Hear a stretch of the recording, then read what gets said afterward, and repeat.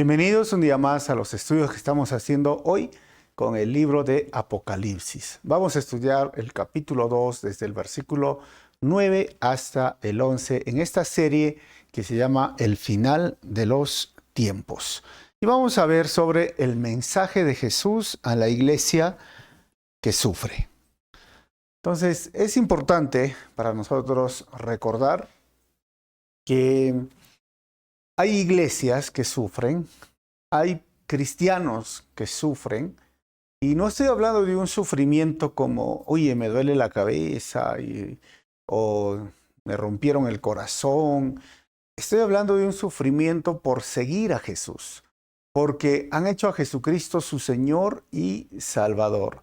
Pero, ¿dónde sucede esto y cómo es que sucede? Mire, vamos a leer capítulo 2, versículos 8 hasta el 11, como mencioné. Dice: escribe esta carta al ángel de la iglesia de Esmirna. Este es el mensaje de aquel que es el primero y el último, que estuvo muerto, pero ahora vive. Yo sé de tu sufrimiento y tu pobreza, pero tú eres rico. Conozco la blasfemia de los que se te oponen. Dicen ser judíos, pero no lo son, porque su sinagoga le pertenece a Satanás. No tengas miedo de lo que estás a punto de sufrir. El diablo meterá a alguno de ustedes en la cárcel para ponerlos a prueba, y sufrirán por 10 días. Pero si permaneces fiel, incluso cuando te enfrentes a la muerte, te daré la corona de la vida. Todo el que tenga oídos para oír, debe escuchar al Espíritu y entender lo que Él dice a las iglesias. Los que salgan vencedores no sufrirán daño de la segunda muerte. Vamos a orar. Señor, te doy gracias en este momento por tu palabra. Gracias por este día tan especial y gracias, Señor, porque nos permites una vez más escudriñar tu palabra versículo por versículo. Háblanos a través de estos versículos y usa mi vida para compartir tu palabra en esta hora. Dios, en tu nombre, amado Jesús. Amén. Así que bienvenidos entonces todas las personas que se están uniendo a estos estudios. No te olvides que hemos hecho una introducción larga. El primer video, el primer estudio que tenemos de todo el libro Apocalipsis. Y en el estudio anterior hemos hecho una introducción de todas estas 7 iglesias, el mensaje a las 7 iglesias. Y hoy vamos a continuar. Si no lo has visto, mira, está en las listas de reproducción o playlist.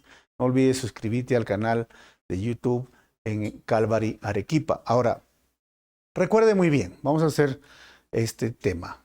Las 7 iglesias son periodos también que hemos hablado dentro de la historia de la iglesia. Y esta iglesia de Esmirna correspondería al año 100 al 313, cuando la iglesia llega a ser parte del Estado por este emperador que se llamaba Constantino.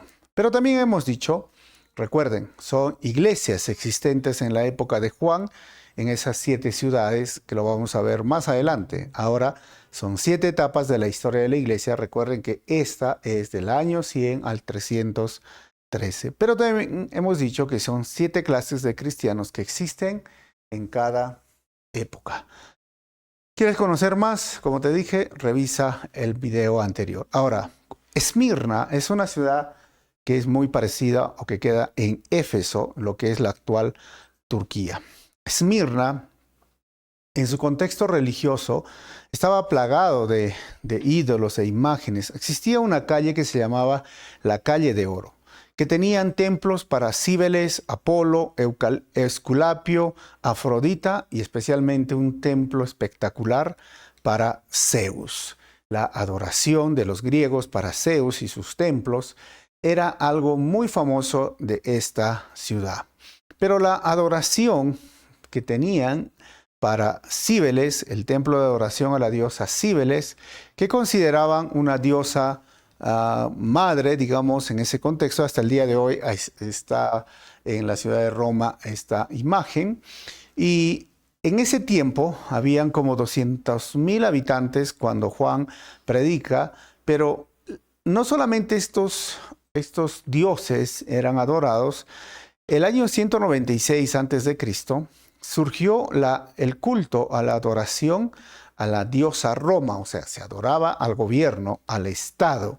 Se construyó justamente el primer templo para lo que se llamaba la Día Roma o la diosa Roma. Ahora, este ciudad, el día de hoy existe y hay solamente ruinas en medio de una ciudad moderna, pero lo más curioso del tema de adorar a Roma, estamos hablando del contexto religioso, el año 26 a.C. surgió un templo, levantaron un templo, fue dentro de las 11 ciudades, fue cercanas, ellos ganaron de tener el primer templo de adoración dedicado al emperador Tiberio. Tiberio se hizo, después de su muerte, adorar como Dios. Entonces se levantó un templo, estamos hablando antes de Cristo.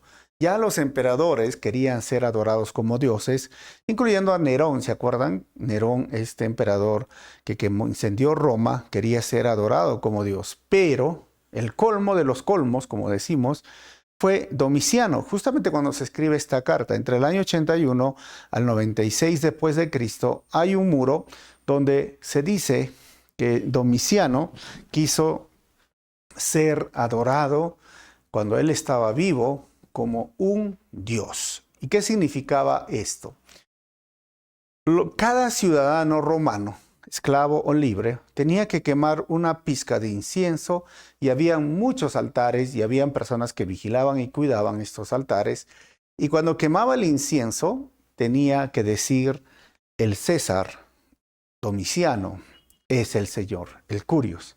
Ahora imagínate el contexto donde se escribe esta carta, porque fue un proceso así, ¿no? Primero la adoración al Estado romano, luego fue Tiberio y ahora Domiciano. Directo, cuando estaba vivo, quería ser adorado y exigió que lo adoren como Dios. El conflicto, entonces, obviamente, para un cristiano solo existía un Señor y este era Jesucristo. Por lo tanto, el desafío, los problemas que se levantaron frente a esta situación era muy grande en el contexto religioso. El contexto político era una ciudad muy importante también dentro del comercio. Los soldados encontraban un lugar cómodo, que estaban dentro del Imperio Romano.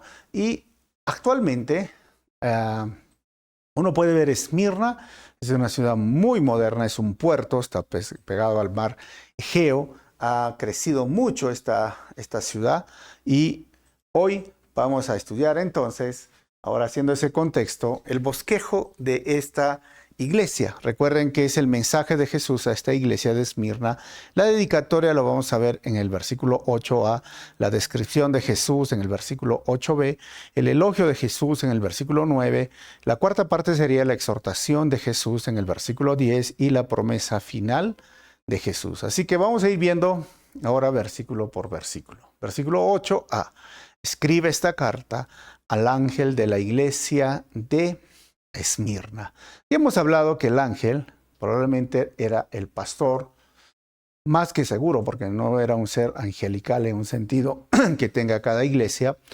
Y Esmirna queda en su contexto geográfico. Si estamos en Perú, nos trasladamos al norte de África, al oriente, entre el mar Egeo, cerca a Europa, lo que nosotros hoy conocemos, y ahí está Israel, y esta parte le corresponde hoy día a Turquía. Y está en un puntito rojo, si tú estás viendo este video, si lo estás escuchando, poquito al norte, básicamente de Éfeso, en el mar Egeo, era un puerto, lo cual hacía que sea dentro de las 7 iglesias esta ruta que fue dirigida, estos capítulo 2 y capítulo 3 de Apocalipsis, pero era una ruta, un puerto muy importante que le daba mucho poder económico a la ciudad, porque el comercio era muy alto, en tránsito, los desemboscaban los que venían de esta parte de Europa, la India, llegaba también a lo que es todo Asia. O sea, no era una ciudad que tenía problemas económicos. Había trabajo, había comercio, era una ciudad importante. era una ciudad no solamente políticamente de los soldados que vivían y se confortaban de estar ahí en este lugar, sino que era muy idólatra, a tal punto que ya he explicado cómo hasta se adoraba a los emperadores, a Zeus, a Cíbeles, a todos ellos. Y ahí es donde empieza esta iglesia. No se habla mucho acerca de quién fue la persona que empezó o plantó la iglesia de Esmirna. Pero la gran mayoría, cuando estudiamos la Biblia en el libro de Hechos y otros intérpretes, nos da a entender que fue el apóstol Pablo, porque recuerden que se quedó de 2 a 3 años en esta región de Éfeso y levantó muchos discípulos. Él tenía una escuela de discipulado o de predicadores y que iban por toda esta región. Así que ahí nos encontramos, esta es la ciudad de Esmirna. Ahora, el segundo punto, hablando de la descripción de Jesús, dice el versículo 8b. Este es el mensaje de aquel que es el primero y el último. Ojo, así se identifica Jesús, que estuvo muerto, pero ahora vive. Debemos de recordar lo que hemos estudiado en Apocalipsis capítulo 1, versículo 17, cuando esta representación del Señor y el ángel le habla y le dice, no tengas miedo. Lo agarra a Juan y le dice, yo soy el primero y el último, que es el alfa y el omega, o es el YHWH, el tetragramatón, como lo dice Isaías 41:4.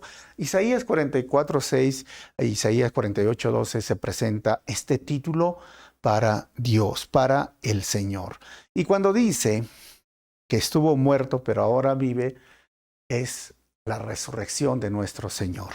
Así que en cada carta hemos visto esa estructura, cómo Jesús se identifica, y acá se identifica como el primero y el último, como el Yahweh en el Antiguo Testamento, pero el que estuvo muerto y el que estuvo vivo, hablando de su resurrección. Entonces ya sabemos que es Jesús quien da este mensaje. Ahora, la tercera parte es el elogio de Jesús. ¿Qué dice este versículo?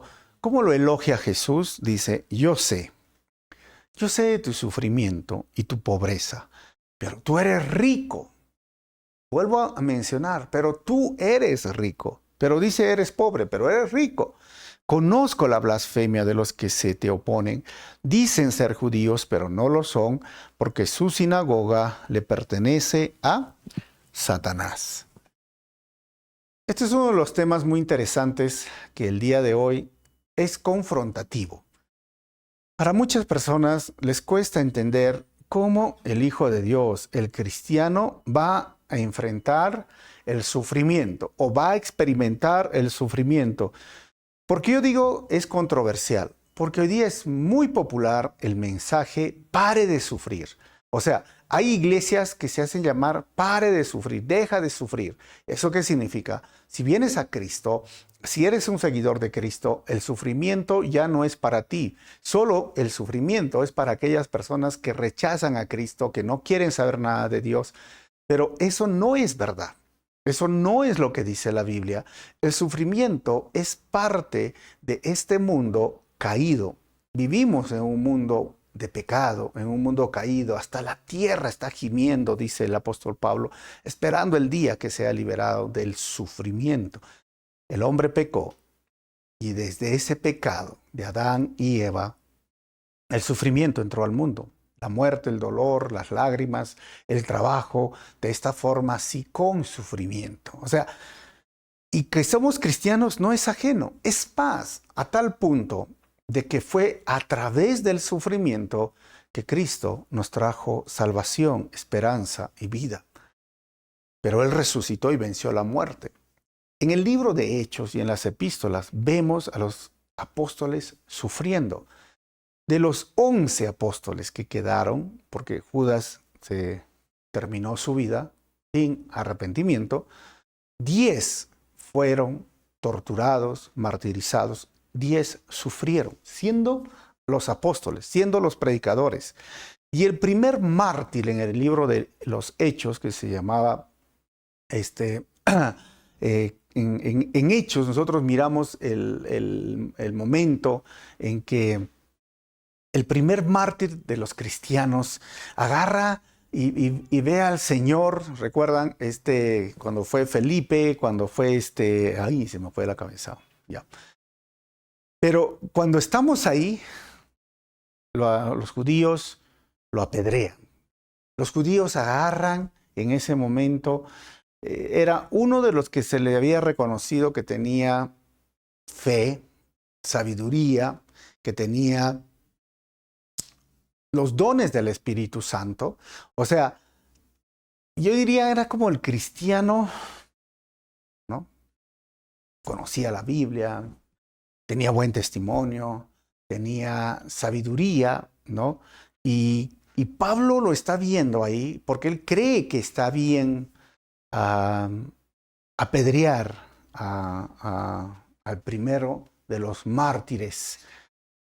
Y Esteban estaba ahí sufriendo en este momento tan difícil, pero Dios no lo libró porque tenía fe, porque era sabio, porque tenía dones del Espíritu Santo, sino permitió que él pasara y experimentara esto. Pablo lo experimentó, Pedro lo experimentó, los cristianos en esta época lo experimentaron, y Jesús está diciendo, yo sé lo que estás sufriendo. Ahora, el sufrimiento está ligado a la vida cristiana, y el día que vamos a partir de este mundo, no vamos a tener sufrimiento. Por eso es importante que podamos recordar esto, que esas iglesias que salen y dicen pare de sufrir, o el cristiano y ese mensaje facilista, ¿no? Ideológico, hasta en un momento de decir si vienes a Cristo no vas a tener problemas, vas a ser vencedor, vas a ser un campeón y no tienes enfermedad, sino que vas a ser rico y millonario. No es un mensaje de la Biblia, es un mensaje que viene desde el occidente con una perspectiva, como les dije, de idealista, filosófica. Se le llama el pseudo evangelio de fe y prosperidad. Hoy, sabes, no resulta en una gran parte, más de 50 países del mundo, ese mensaje no tendría sentido. Así que ese es el sufrimiento. Ahora, ¿existe sufrimiento sin ser cristiano? Por supuesto. Pero el sufrimiento que también produce el enemigo, este mundo caído, y aparte Satanás produce un sufrimiento, y es el que promociona a veces el sufrimiento del ser humano, lo hace para maltratar, para que las personas renieguen contra Dios, se olviden contra Dios. Por eso tienes que recordar algo cuando dice yo sé tu sufrimiento, que el sufrimiento sin propósito y en desesperanza es la meta del diablo. Pero el sufrimiento con propósito y esperanza es la meta soberana de Dios. Eso tienes que recordar. ¿Hay sufrimiento sin propósito? Sí. Sufrimiento que experimentamos en este mundo y está basada en la desesperanza. Y muchas personas hoy están sufriendo y no saben ¿qué van a hacer? ¿Cómo van a hacer? Y algunos dicen simplemente, el infierno está acá o no existe Dios. Pero el sufrimiento con propósito y basada en la esperanza de la vida eterna es la meta soberana de Dios. O sea, si hay algo que yo no he provocado, como esta iglesia que acabamos de leer, no habían provocado este tipo de antagonismo, este sufrimiento, pero Dios iba a hacer algo, iba a trabajar en su vida. Ahora, vamos a ver que eran pobres. Dice el texto, yo sé de tu sufrimiento y tu pobreza. En la palabra pobreza, en el griego es tochea. Así lo podemos leer. Que es una raíz que significa agacharse. Y la palabra indica un estado de evidente pobreza, destitución, indigencia. O sea, ellos experimentaban esta situación. ¿Por qué? Porque dentro de la cultura, como les dije, si negaban ser aquellas personas que ofrecían este incienso y decían, pero yo no voy a hacer porque Jesús es mi Señor, Los judíos habían convencido, porque recuerden que en el libro de Hechos los primeros que empiezan a perseguir a los cristianos son los judíos. Y el contexto ahora social, político, religioso en el cual se escribe esta carta y vemos en los evangelios, y mejor dicho en el Nuevo Testamento, es que el imperio romano gobernaba ese territorio, pero los judíos habían logrado que la religión judía y el imperio romano no se contradigan y en que tengan un marco de respeto. Es por eso que cuando a veces los romanos ponían un tipo de busto o de monumento en el templo, se enojaban y habían revueltas, así que los alejaban a ellos, los romanos, y los judíos tenían este derecho como una pequeña serenazgo, guardia ahí dentro del templo, era su lugar sagrado. Ahora, ellos convencieron al imperio romano ¿de qué? De que los cristianos eran una amenaza. Y eran tanto así que no se sometían a las autoridades.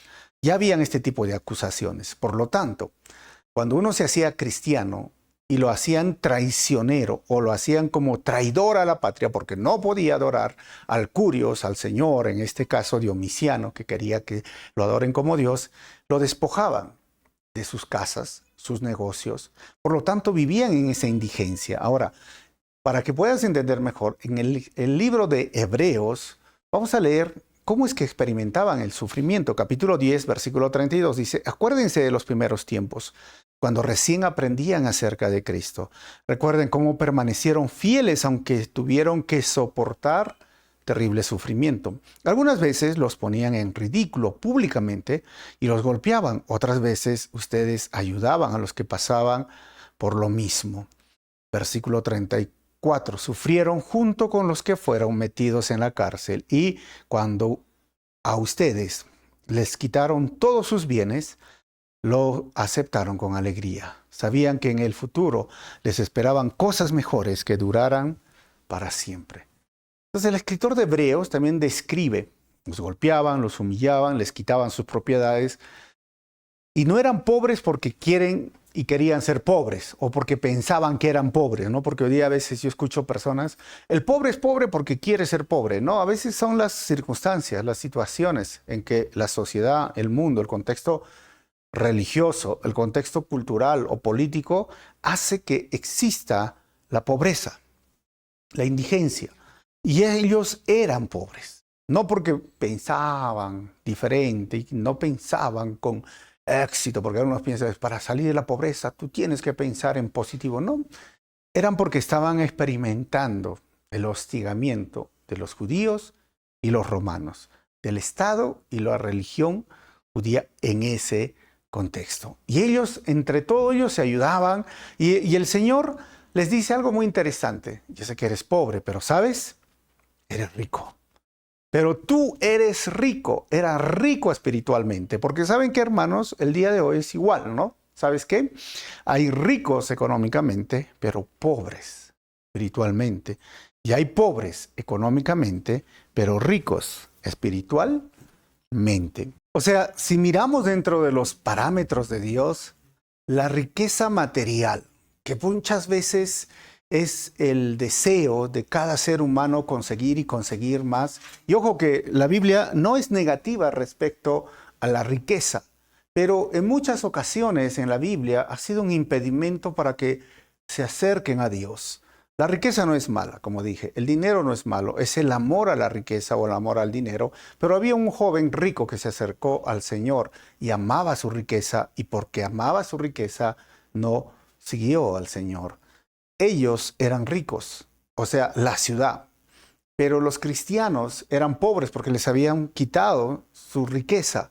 Pero Dios les dice, ustedes son ricos, ricos espiritualmente. O sea, para Dios esos parámetros no lo vemos, no lo va a ver como nosotros el día de hoy lo vemos. Y es más, la Biblia dice en Mateo capítulo 5, versículo 3, Dios bendice a los que son pobres en espíritu y se dan cuenta de la necesidad que tienen de Él.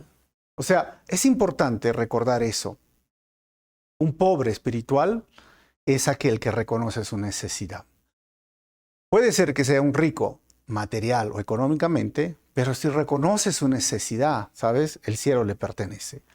Pero cuando se refiere de los pobres materiales o pobres económicamente, la gran mayoría ora, clama a Dios, confía en Dios por el pan de cada día, porque su necesidad los lleva a depender de Dios. Y esa necesidad es la que tenía esta iglesia que estamos estudiando y los cristianos que estaban pasando muchos problemas. Pero Dios les dice, yo sé eso, yo sé lo que estás pasando, pero eres rico, eres muy rico.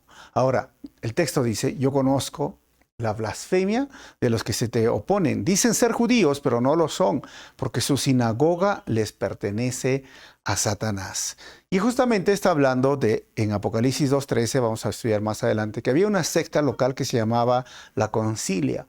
Y ellos obligaban a los cristianos a quemar incienso para Tiberio. Pero dice Dios, no, ellos más bien pertenecen a Satanás. Vamos a ver la cuarta parte, la exhortación de Jesús en el versículo 10. Les dice, no tengas miedo de lo que están a punto de sufrir. El diablo meterá a algunos de ustedes en la cárcel para ponerlos a prueba y sufrirán por 10 días. Pero si permaneces fiel, incluso cuando te enfrentes a la muerte, te daré la corona de la vida. No tengas miedo de lo que está a punto de sufrir, ¿sabes? Domiciano los llevaba a los circos. Familias enteras, cristianos, eran torturados, algunos comidos por leones, otros como antorchas prendidos ahí como ves en el circo. Y por eso en Mateo, Jesús, en este Sermón del Monte, versículo 10 al 12, dice, Dios bendice a los que son perseguidos por hacer lo correcto, porque el reino del cielo les pertenece. Versículo 11, Dios los bendice a ustedes cuando la gente les hace burla y los persigue y miente acerca de ustedes y dice toda clase de cosas malas en su contra, porque son mis seguidores. Versículo 12, alégrense. Estén contentos porque les espera una gran recompensa en el cielo. Y recuerden que a los antiguos profetas los persiguieron de la misma manera. O sea, Dios en su palabra, Jesús, cuando habla de este sermón del monte, les dijo que esto les iba a pasar. Probablemente en ese momento no lo entendían al 100%, pero como les mencioné hace un momento, los apóstoles lo experimentaron. Ahora la iglesia, o sea, los discípulos de los discípulos están experimentando las cosas más crueles, la persecución más cruel. Ahora, y recuerda que el texto sigue diciendo, el diablo meterá, y la palabra diablo es acusador, el diablo meterá a algunos de ustedes en la cárcel para ponerlos a prueba. Y la palabra que usa prueba acá en el griego es peirazo, que es ponerlos a prueba con mira a la destrucción. Y cuando era la cárcel en esa época, miren, la cárcel no era para rehabilitar como hoy día no tenemos en nuestro sistema, sino que era para esperar su ejecución. Uno que estaba en la cárcel ya iba a morir. Pero la persecución para ellos era una señal de salvación y una bendición divina, como habló Jesús, como el día de hoy lo es en la ventana 1040 para muchos de nuestros hermanos. Recuerden, hermanos, esto. El diablo es el acusador y usa las pruebas para destruir y sacar lo peor del cristiano. Pero las pruebas de Dios son para fortalecer y sacar lo mejor del cristiano. Sean pruebas o sean llamadas tentaciones por Satanás, siempre sacan lo peor del cristiano, lo que está sucio, lo que está contaminado. Pero cuando Dios iba a probar a la iglesia y a través de la persecución, y que no solamente fue una vez, porque recuerden que es un periodo de 100, del año 100 al 303, estamos hablando de 200 años de persecución, sacó lo mejor. Y sabes, fue el momento donde la iglesia creció, donde ser cristiano era sinónimo de morir o de no tener dinero, de vivir en extrema pobreza, de vivir con hambre. Pero así la iglesia creció y créanme que la iglesia sigue creciendo. Les mostré un poquito la imagen de lo que es la China y lo que es hoy día Corea del Sur, Corea del Norte. Miren, la China, cuanto más los persiguen, cuanto más los hacen sufrir, crece y crece y crece el cristianismo y sigue creciendo. Igual como en Cuba, por ejemplo, acá en Centroamérica. Les prohibieron reunirse en iglesias, pero se reunieron en casas y empezó a crecer y crecer y crecer la iglesia. Y esto es algo siempre a considerar, ¿no? ¿No será que hoy día en Latinoamérica tenemos todo tan fácil que las iglesias por eso no crecen? ¿No será que hoy día tenemos la libertad que los lleva a hacer un libertinaje? Esto es curioso, ¿no? Porque Jesús mismo les dijo esto. Las pruebas son para fortalecer, son para sacar lo mejor cuando vienen de parte de Dios. Pero cuando son de Satanás, esa palabra peirazo, porque hay otra palabra que es doquimazo, que es para probar a través del fuego si era real, y eso es lo que usa Dios. Las pruebas de Dios son el doquimazo, pero las pruebas de Satanás son el peirazo, que quiere destruir la esperanza, la vida y destruir la relación con Dios.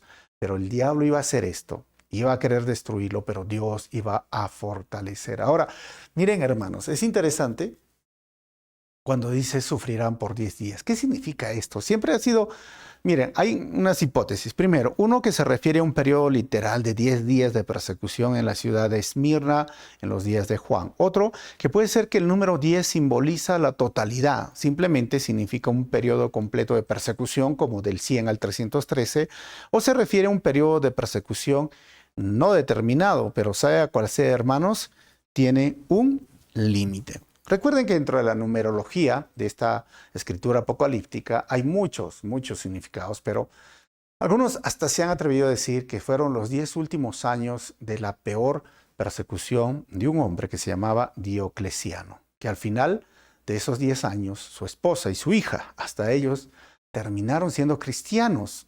O sea, la persecución sacó lo mejor. Y esto, como les he dicho, sigue siendo algo clásico. Pero vamos a ver cuáles serían las 10 peores persecuciones o etapas del año 100 al año 300 que estamos viendo. Por ejemplo, del 64 al 58 que comenzó era cuando Nerón mató a Pedro y a Pablo. Miren, hay otra persecución desde el 81 al 96, Domiciano, que se pensó que el cristianismo eran ateos y mató a miles de cristianos y desterró a Juan a Patmos. Y eso es donde se escribe esta carta a Esmirna. Trajano después vino del 98 al 117 y fue el primero en promulgar leyes en contra de los cristianos. Él quemó a Ignacio. Ahora, si miramos el siguiente, Antonio Pío, del 137 al 161, bajo su reinado murió Policarpo. ¿Quién era Policarpo? Discípulo de Juan. Quinto, Marco Aurelio, del año 161 al 180 después de Cristo, pensaba que el cristianismo era una superstición absurda, y en su tiempo murió Justino Mártir, el gran escritor y defensor de la fe. Sexto, la persecución de Severo, del año 193 al 211, que él mató al padre de Orígenes. Ahora, hablando de Policarpo, que era un discípulo del apóstol Juan, él murió en el circo romano, pero murió quemado. Eso es algo que tenemos que recordarlo, ¿no? ¿Por qué? Porque hay mucho que se habla de Policarpo, que justamente fue obispo o pastor en esta iglesia de Esmirna, y en medio de la persecución, ¿sabes? Los hermanos le dijeron, mejor usted sálvese porque tiene que enseñar, nosotros enfrentamos la persecución. Pero dice que esa noche él soñó que estaba en medio de llamas de fuego, como un tipo de incendio, su casa.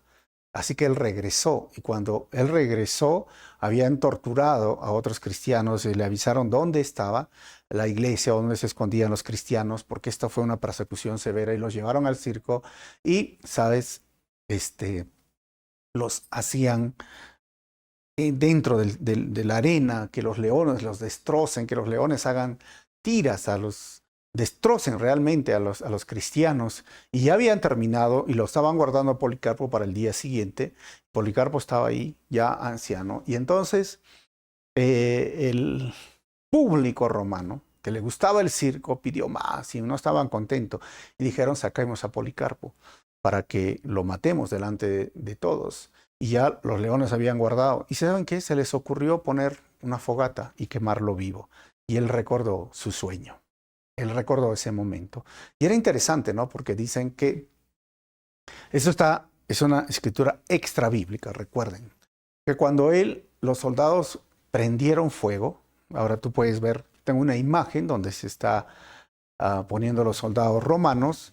Se dice que vino un tipo de viento de aire que lo protegió a él y no podía llegar el fuego hacia su persona. Así que su verdugo terminó atravesándolo con una lanza y dicen que un tipo de imagen como una paloma que subía al cielo, y ahí fue donde Justino Mártir vio y dijo esto. Una voz le decía: él ya está en casa, Policarpo. Es interesante, ¿no? Estas partes de la historia de los mártires que lo pueden ver y leer en los libros. Y la séptima persecución es de Máximo, el Tracio, del año 235 al 238, que fue bárbaro y brutal. Mandó a matar a todos los líderes cristianos en su época, hermanos. O sea, estamos hablando de una época de la iglesia bien difícil. Decio, el emperador, del año 249 al 251, se propuso exterminar el cristianismo y los persiguió. Y Valeriano, del año 253 al 260, mandó matar a Cipriano, obispo de Cartago. Pero nada se compara al décimo, la décima persecución severa. ¿Saben quién lo trajo? Diocleciano. Del año 284 al 305, como les mencionaba, hasta su esposa llegó a ser cristiana después. Pero, ¿sabes? Durante su reinado se produjo la última y más severa de las persecuciones. Y por eso que se llama 10. Durante 10 días, algunos dicen por eso, durante los 10 años, los creyentes fueron buscados. Hasta en cavernas y bosques que se iban. Fueron quemados, arrojados a las bestias y matados por todos los medios inimaginables, hermanos. Esa fue la peor persecución. Ahora, imágenes delicadas. Los leones venían, arrastraban niños, mujeres, los maltrataban. En esa época. Pero, ¿sabes? El día de hoy, estamos hablando, hermanos, que hay más de 4.998 cristianos que han sido asesinados. Y se dice que en el siglo XX han asesinado más cristianos que en esa época del Imperio Romano, porque 1 de cada 7 cristianos en el mundo sufren persecución. ¿Y cómo es eso? Miren, 1 de cada 5 cristianos sufren persecución en África, 2 de cada 5 cristianos sufren persecución en Asia, y 1 de cada 16 cristianos sufre persecución, especialmente en Centroamérica o América Latina. Hasta el momento han quemado 14.766 iglesias y hay 4.125 cristianos que están detenidos en la ventana 1040. Tengo un mapa, si estás viendo esto, la ventana 1040 en la parte del norte de África y el Medio Oriente y Asia. ¿Sabes? Al día hay 365 millones de cristianos perseguidos. Y los países que están de color rojo es la persecución severa y pena de muerte, y los países que están de color anaranjado es donde existe persecución. ¿Y cuántos países son? Actualmente 50 países donde está la persecución. ¿Y cuántos son 365 millones de cristianos que están siendo perseguidos? El día de hoy estamos hablando, no estamos hablando del tiempo de Roma. Nuestro país tiene entre 31 y 32 millones, nuestro país, el Perú. Estamos hablando como más de 10 países enteros de cristianos. Y sabes, eso es triste porque no se ven en las redes sociales, ¿no? A veces hablan de homofobia, ¿y por qué no hablan de cristianofobia, ¿no? Porque el día de hoy, hermanos, hay más cristianos muriendo por el odio que tienen otras personas a Cristo, a la palabra de Dios o al cristianismo. Es triste. Ahora, recuerda que puedes ver, hay una página que se llama La Voz de los Mártires. Y entra, ¿no? www.persecution, así se lee, persecution, ¿no? persecution.com/es/ Puedes ver las características y cómo de lo que está pasando el día de hoy, y puedes ayudar a muchos de nuestros hermanos. Pero el texto sigue diciendo: si permaneces fiel, incluso cuando te enfrentes a la muerte, te daré la corona de la vida. Miren que la exhortación siempre es condicional, y esta palabra corona es la palabra estéfanos, que se les daba a los vencedores en esa época de los Juegos Atléticos. También se dice que este estéfanos usaban los de cultos paganos, y era muy apropiado que el Señor les exhorte y los anime a ser fieles. Porque muchos, frente al circo, frente a la muerte, frente a los leones, frente a la hoguera, ¿sabes? Negaban. Y decían, mira, entonces simplemente quema tu incienso y di que Cristo es, o mejor dicho, que el César es el Señor. Y muchos negaban. Pero muchos, la gran mayoría, no lo hacía. Y entonces era apropiado decirles, tú no necesitas mirar una corona de los atletas o de esos que están adorando a cultos paganos, porque yo te tengo preparado una corona especial, un estéfano. Se llama la corona de la vida. Ahora, la Biblia, hermanos, habla de 5 coronas y lo voy a pasar rápidamente, que el Señor va a poner o va a colocar ese día cuando estemos en el tribunal de Cristo. Y la primera corona es la corona de gozo y alegría. ¿Y para quién son estos? Para los que ganan almas para Cristo. Tú puedes leer 1 Tesalonicenses 2:19. Y tú predicas el evangelio, si tú evangelizas, ganas almas, te espera la corona de gozo, de alegría. La segunda corona es la corona de justicia y está para todos los que esperan con anhelo su venida, la segunda venida del Señor o su venida, el arrebatamiento. El segundo de Timoteo capítulo 4 versículo 8. Tercero está la corona de gloria, para los que pastorean el rebaño de Dios. Estamos hablando para los pastores, pero no solamente pastorean, sino lo hacen no por obligación ni por ambición de dinero, sino con el deseo de servir, no siendo tiranos, sino ejemplos, como dice 1 Pedro capítulo 5, versículo 1 al 5. No todos los pastores recibirán esta corona. Ahora, ¿y qué más? La corona incorruptible para los que corren la vida cristiana y perseveran para ganar, como dice 1 Corintios 9, 25. Y la quinta corona es la corona de la vida que estamos viendo, para los que soportan las pruebas y tentaciones, como dice Santiago, para los que permanecen fieles incluso cuando se enfrentan a la muerte, para los mártires. Apocalipsis 2:10 y Santiago 1:17. Ese día, no solamente estamos hablando de ser salvos, sino que Dios va a premiar con coronas. ¿Qué corona te espera recibir cuando estés en ese día final? Pablo decía en Filipenses capítulo 3, versículo 13 al 14, no, amados hermanos, no lo he logrado, pero me concentro únicamente en esto, olvido el pasado y fijo la mirada en las cosas que tengo por delante y así avanzo hasta llegar al final de la carrera para recibir el premio celestial, el cual Dios nos llama por medio de Cristo Jesús. Hay una corona para Pablo, o muchas coronas. Algunos tendrán 1, algunos tendrán 2, 3, 5, o algunos no tendrán coronas, como aquel ladrón en la cruz, que fue al paraíso, al cielo, pero no tuvo una oportunidad de hacer algo. Pero si tú tienes oportunidad, tú tienes tiempo ya de cristiano, considera eso. Estás ganando almas para Cristo, anhelas, ya Señor, ven.